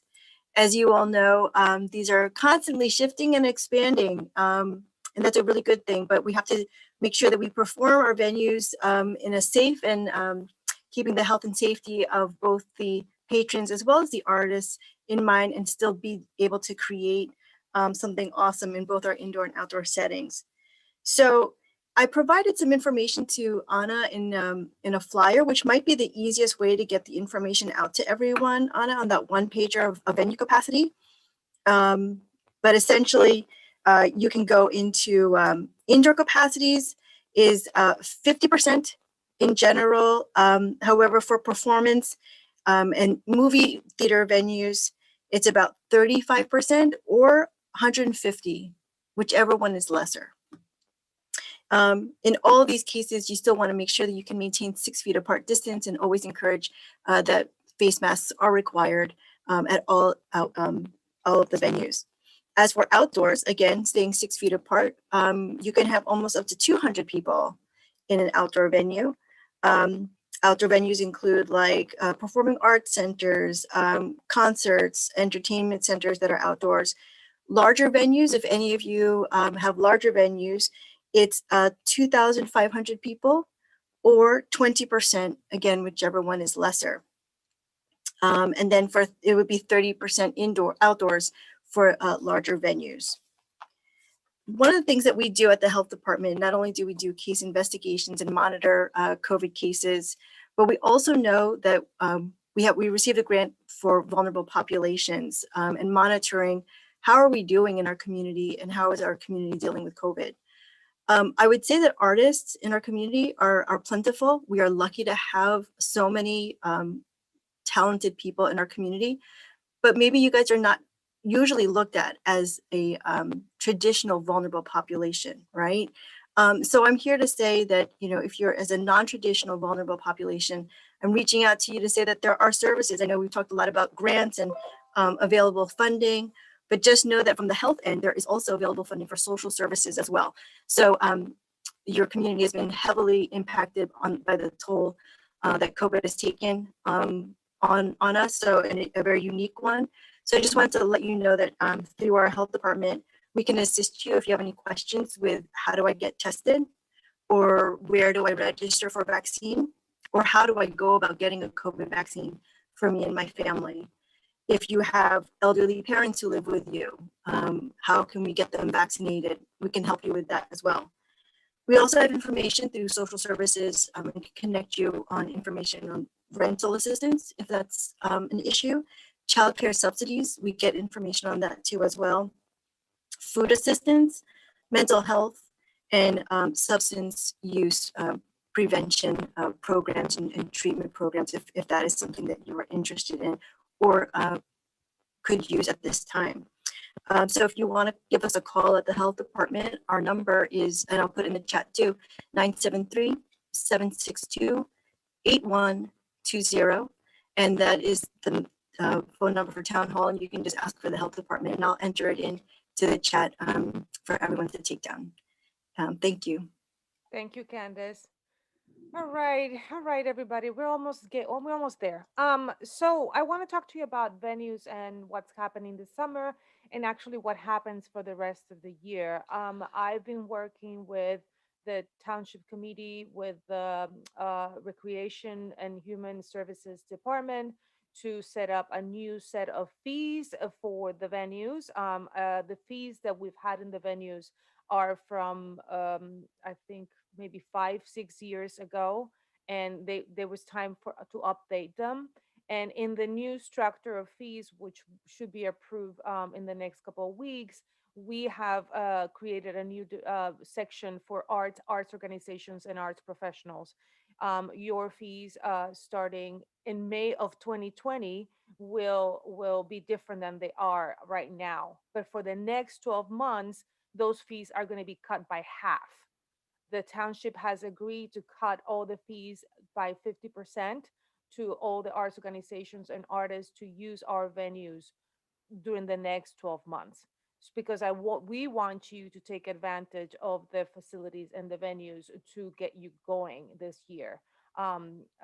Vic, do you want to say something about this while we are in it before? Sorry, I was on hold. I was on mute. No, this is just, we, as I said earlier, we wanted to give all the artists in our town an opportunity to gradually build back up. So we thought reducing the fees and making the venues available would be the way to do that, because as we heard Candace say, we will have limited occupancy going forward for a while. So that's how we're trying to balance all this. And I believe we're going to be probably approving these fees within the next month or so. Yes. So that's great. So what I want to say is we do have this different venues available to you. A lot of you know their venues, the Great Hall, the Parlor. We have a tent now available on the west side yard of the Great Hall. It's a 30 by 30 tent that we've actually built up and tested. It holds around, if it's inside the tent, it could hold around 40 people, but it could hold more if you put tables and chairs outside of the tent. We have also tents around that tent for music. It's going to be a beautiful space for us to do things outside and safely. And that's going to be available this summer and through the fall. The Bergdorf, as you know, Candy said the capacity now is 35%. And for both the Great Hall, the Parlor, the community room, and the theater, 35%. You guys give me a call and I'll tell you exactly what number that is. We do have the gazebo, which we want to make available for bands or even, like I said, recitals during the summer and the fall. Those are booked through the rec department, but you can always contact me. I can always put you in touch and check the availability. The parks are a little complicated because they're being used so much by sports teams and by local businesses. So using the parks requires a little bit more imagination and work with the rec department to make it happen. But we want to make it work. I know Melissa's here, and I know she and I have discussed this at length, and I know she wants to find a way to make it available to you so we can talk about it. The village, we've been using the village for the weekends music, for Saturday music. We will continue to do that. I'm hoping that we can have music every Saturday until October. But I also want you to know that I want music in town, and we all want music in town. So we want on Friday nights to make different venues available to the bands and to trios, to jazz, all kinds of groups to perform for our town. While sometimes the cost of us producing each one of those concerts can be prohibited, we want you to have an audience and we want you to perform. So contact me. We make sure we promote events that you have. We want people to come see you. The Yale Street Corner is another space that is extremely wonderful. Is booked through the Springfield Avenue Partnership and the Township Clerk. That space, it could be if it's properly used, it could be amazing. And also South Orange, we've been in touch with South Orange. They will have, the recreation department has Float Hills and the stage, which they mentioned in our last meeting. We want to work with you to make sure you have spaces to make art and to make things happen this summer and throughout the next year. I'm trying to think of anything else. You have the arts registry. Thank you so much for all of you that are part of the arts registry. That's going to be a great tool, and I'm hoping to expand on it and have some sort of bulletin board where we can share information, co-productions, job postings, and all that. That's my next layer of that arts registry. And that's it. So the moral of the story, though, is that if you have something that you're interested in producing this summer, or if you have a group that wants to play, or if you have some idea of what you might want to put in the park, the best thing to do is to contact Anna right away and get on the calendar. And really, I just would love, as I believe all of you would, to just see as much activity and life in town this summer, wherever we can go or wherever we can put it. I think we are all recovering, and the arts play a part in that. So our job is to put it out there. So if you know of people who have bands and things that aren't here, please, pass on the good word. Marcie? Yeah. I was Melissa. But Melissa, do you want to say anything about the parks and the outdoor venues? No, I just think, like you said, to creatively think about it. Of course, we have, sports user on athletic fields, but we do have a lot of parks that, you could check out and think creatively, like Trish is going to be doing. So we're excited, to keep that a live concert that's usually over into Hart. And I think it's going to be beautiful, for the neighborhood and for spectators alike. So if you have any questions about availability, work with Anna, and we have a process to check and get things on the calendar, and hopefully keep the whole community active in the arts, in the summer, and until we can open to full capacity, really, till it gets cold again. So now's the time. No more cold weather. Yeah. So please, this is the time. We have a lot of people standing by who are here to answer questions. Arts Council people, if you have questions, dive in. We have a lot of expertise at our disposal. And this is the time you can just jump in. Nick, I see your hand waving. Thank you. Little hand symbol. I've just learned how to use it. Honestly, I'm one of those people that is not technologically advanced. My question is actually for Candace, if she's still here. She's still here? Candace?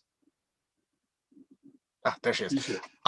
This actually may be covered somewhere, and I'm sorry if it is. In regards to the capacity for indoor theaters, is the capacity for buildings that have an actual stage, does the stage count separately in that 35%? Like if your audience is 100, is it 35 in the audience plus 35 on stage, or 35 total in the entire building? Right. So in a venue, staff and performers are not included in that capacity number. Okay, great. Okay. Great. So that, just take them out of the equation. The capacity is really for the people who are buying tickets, sitting in seats. Got it. Wonderful. Thank you so much. You're welcome.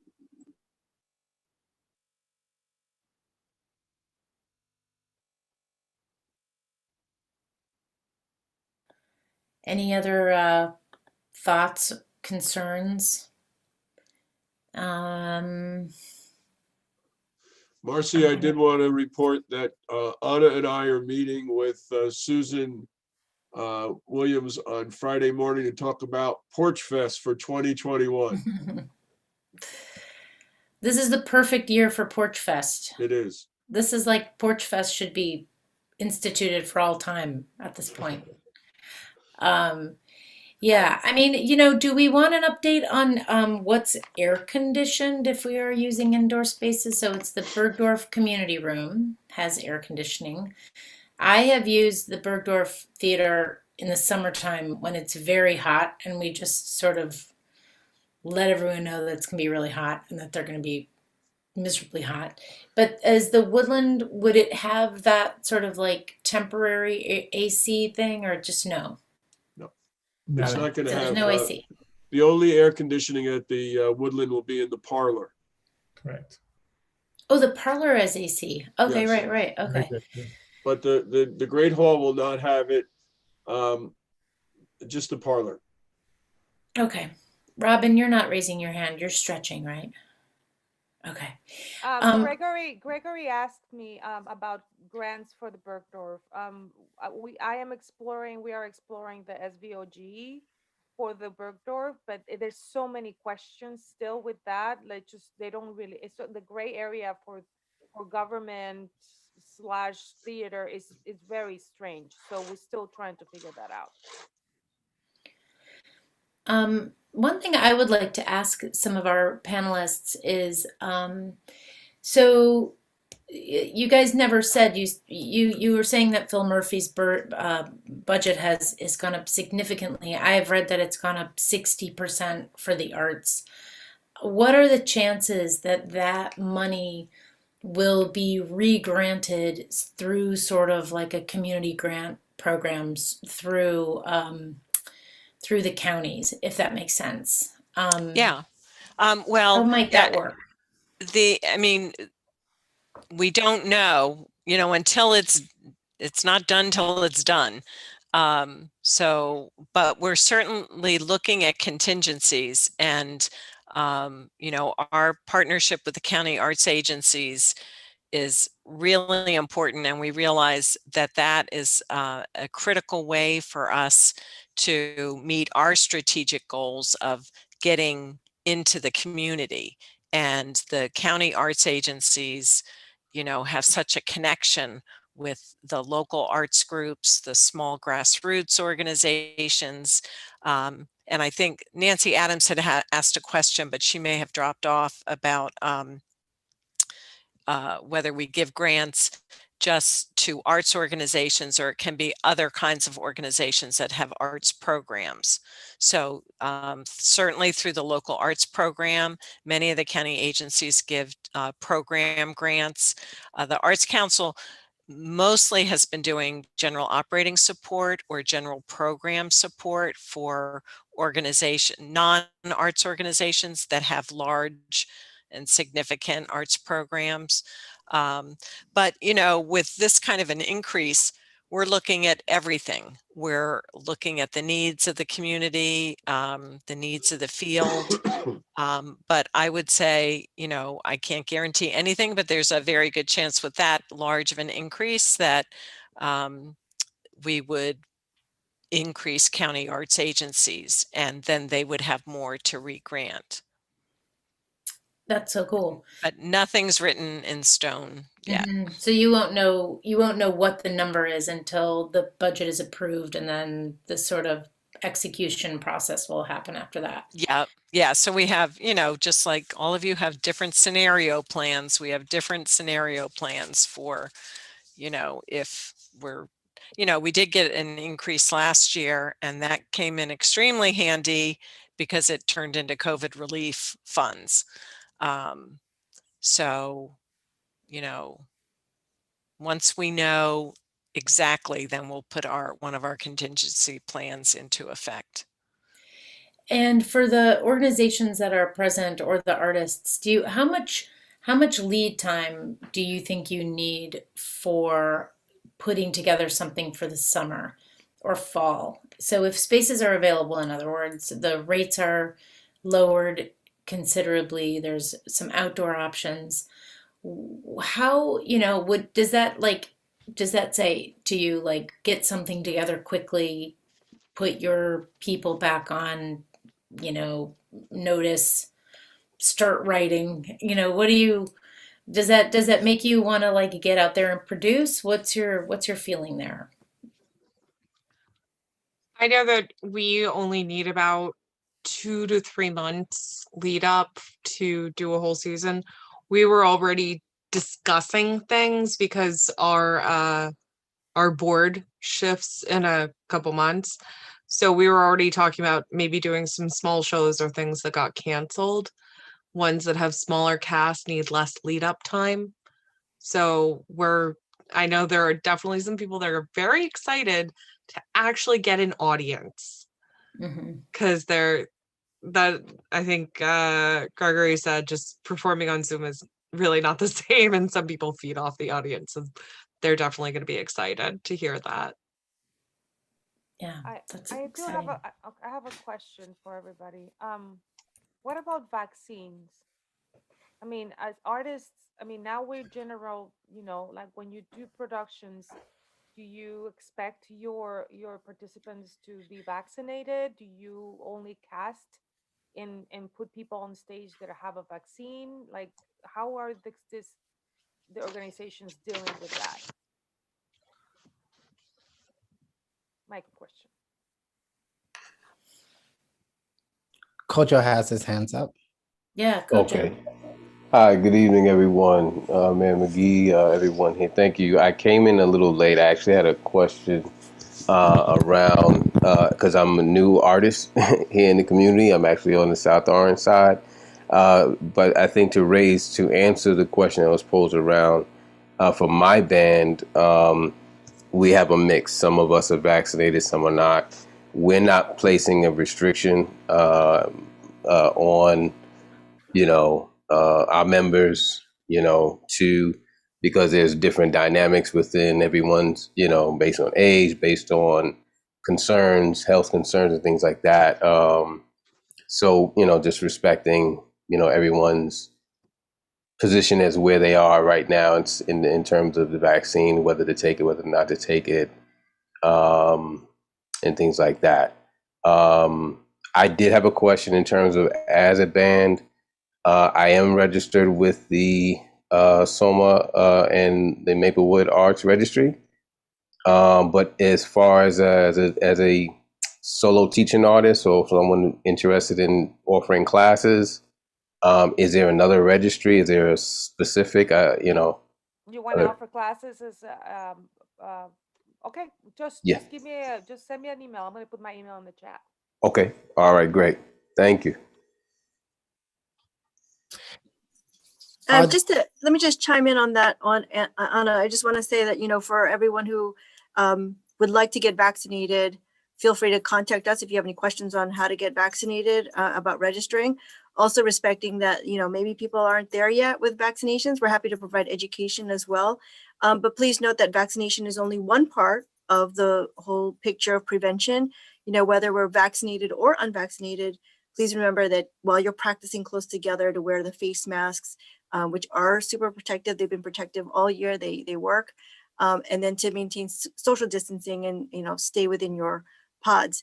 Testing is also a viable option as well to, test and then quarantine before you gather together is also another way of protecting one another as well. To that point, would it be a consideration of the venue to show that folks have been, tested, that kind of thing? If not necessarily everyone being vaccinated, but at least to show that we're, folks have been tested currently leading up to the performance or presentation. Would there ever be any kind of restriction from any of the venues? So I'll take that one. So we haven't gotten to the point yet where we're opening venues and we would have some type of certification. I know they're doing that in Europe and certain areas around the world, where they're in Asia, they're showing like that they've been vaccinated with some type of like app. We'll surely explore it, but we haven't gotten to that stage yet. I think that is something that's going to be coming down the line, where those who choose to be vaccinated, or those who choose, to have testing and show they've been tested, that showing that will give a sense of comfort in terms of venues. But we're not there yet, but it's coming, I think. We have 3 hands raised, by the way, Marcie. I feel like Express Yourself went up first, but I don't know. So would they like to hop in? Hi, good evening. I actually tuned in a little bit later, so forgive me if this was a question that was either asked or answered earlier, but it just seems as though there's a lot of opportunities available in terms of grants and training, et cetera, for individual artists or nonprofit organizations. Is there any opportunities available for profit businesses that are art related but for profit?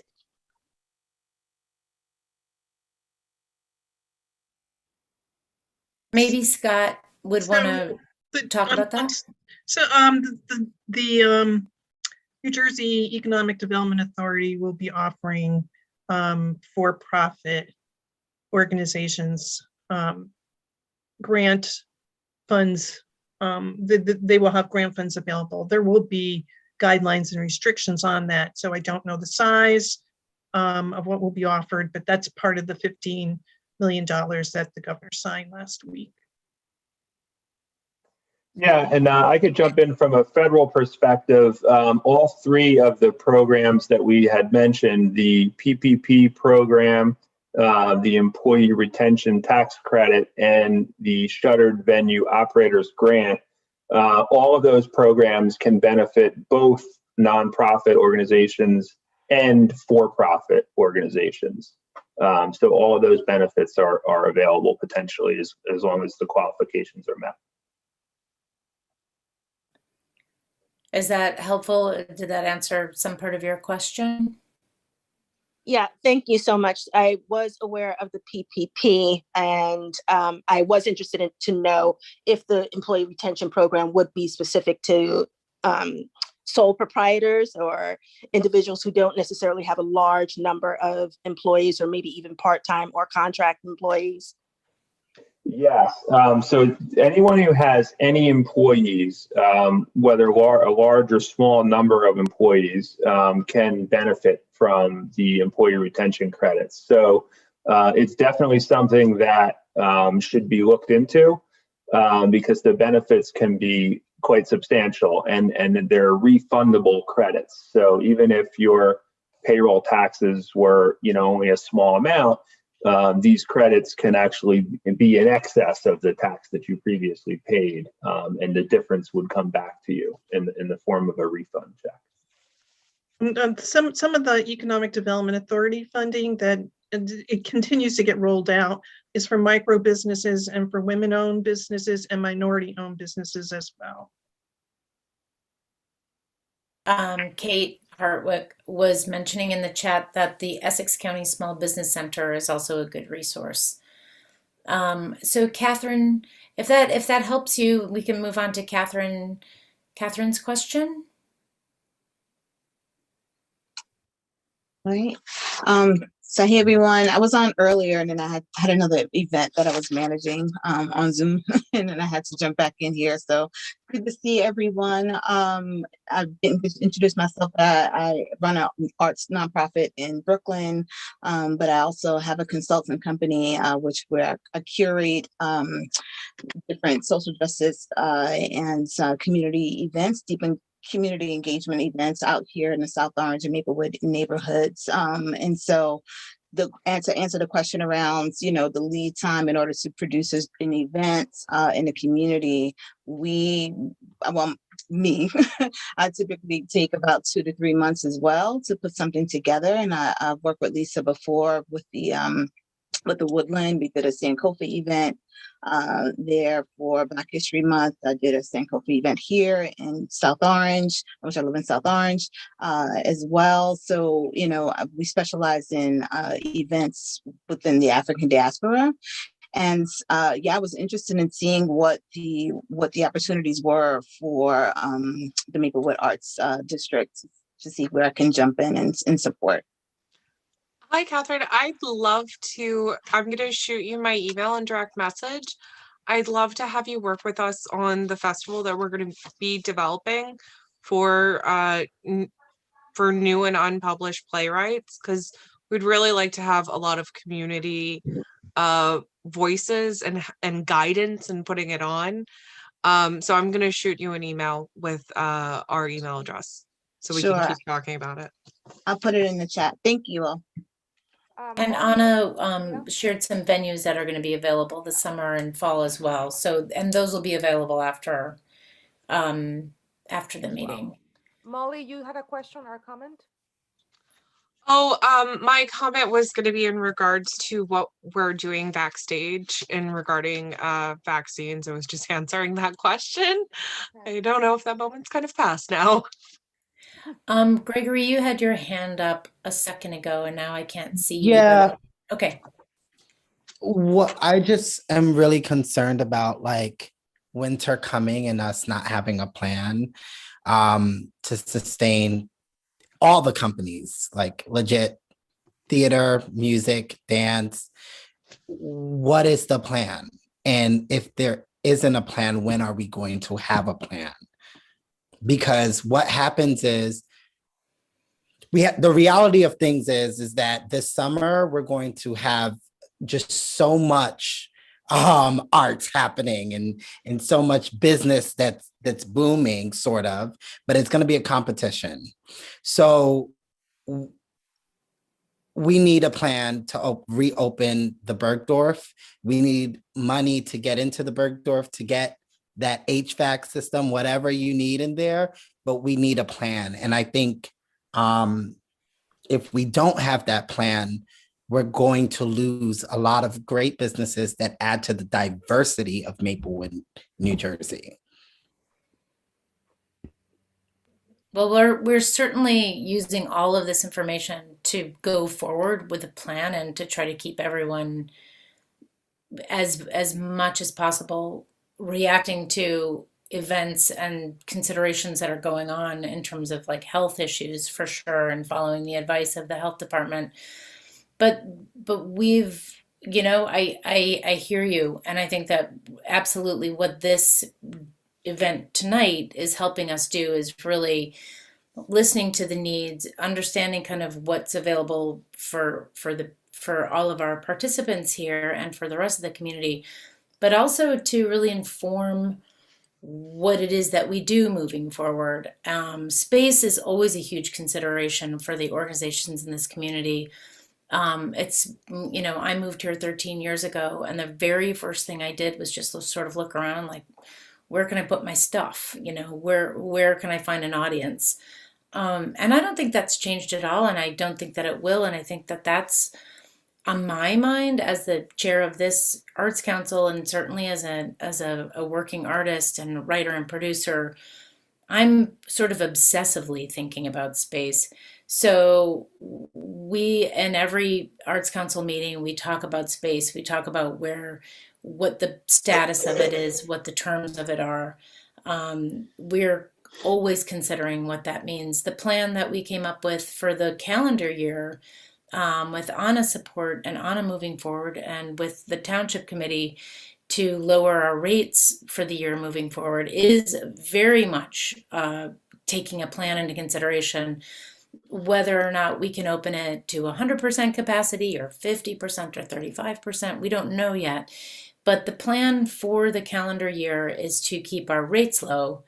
That's so that we can make it available. And the other thing that should be mentioned is that, as you guys know, a lot of these spaces are used quite a bit for private events, weddings, parties, stuff like that, things where you have an invitation to go.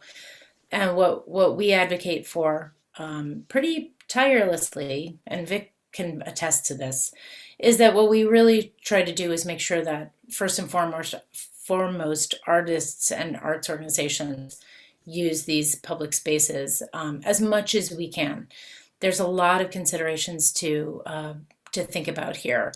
The town has so many things to juggle, but as an arts council, what we always do is advocate for these spaces to be accessible, which means as cheap as possible, usually, and open and available to arts first, as much as possible. So that may not be a plan, but that's our strategy.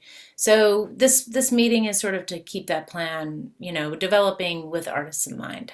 But then if you lower the price, the cost, as much as I would love that, how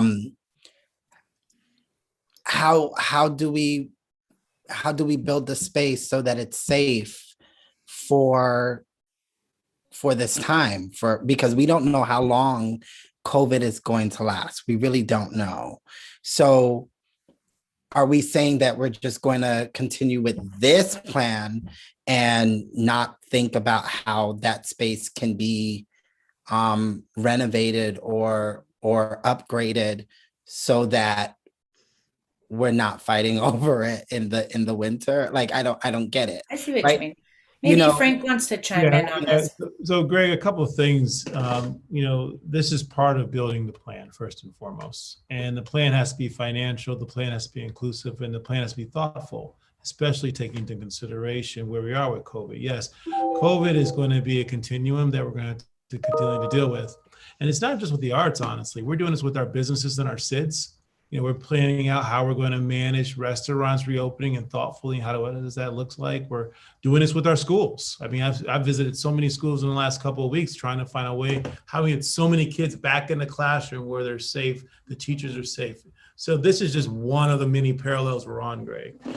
So I think, in terms of the facilities themselves, as we get the information, it comes from the state and the county, that we will assess that, as a township in a collaborative effort and find ways to maximize the venue to align with the CDC and the requirements that we are adhered to, which frankly has kept our community more safe than others. So you're not going to get an answer tonight, but this is part of developing that answer. So yeah. I just wanted you to be cognizant of that. And I do appreciate, your thoughts, because I do think that, what we've been dealing with for the last 14 months is exactly what you're asking about, the unknown. But as we keep going thoughtfully and having stakeholders provide information and get data, talk with other towns, that's how we formed a plan to get where we are. We want to make sure that all of our venues that are currently on the shelf, if you will, and our new venues that we've created more venues in the last 12 months than we've ever had using outdoor space. So that is now part of our inventory. And so we'll expand in that regards as well. And even though we would like to keep things all in Maplewood, there is collaboration with South Orange and other municipalities as well. So we will continue to try to find ways to grow our footprint in a way where all of our culture programs can have an opportunity to have their show go on, if you will. Do you think that creating all these venues becomes adds to the burden of upkeep and managing spaces? Because I understand that we opened up outdoor venues because of the times, but now that we opened up these venues, you're not going to take them away, are you?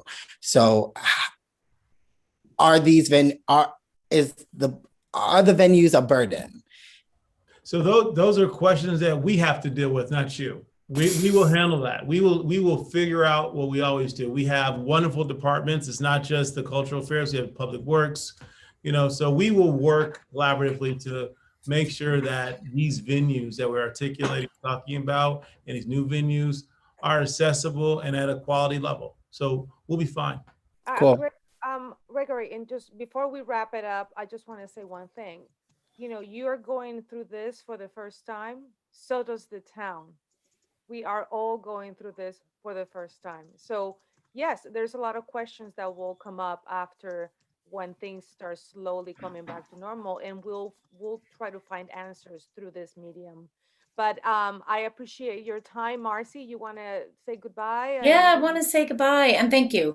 And thank you to all of our presenters. I'm not going to name everybody. Everyone needs to go and turn on some Netflix, pour yourself a glass of something delicious. Please keep us posted with your work and what you're doing. We really appreciate the time and effort of our presenters and our advocates. Knowing where we are in the continuum of the state is really helpful, and it empowers all of us to do a better job. So thank you for showing up, Vic and Frank and Nancy and Dean and everyone who was here on behalf of the Township Committee and all of the Arts Council folks.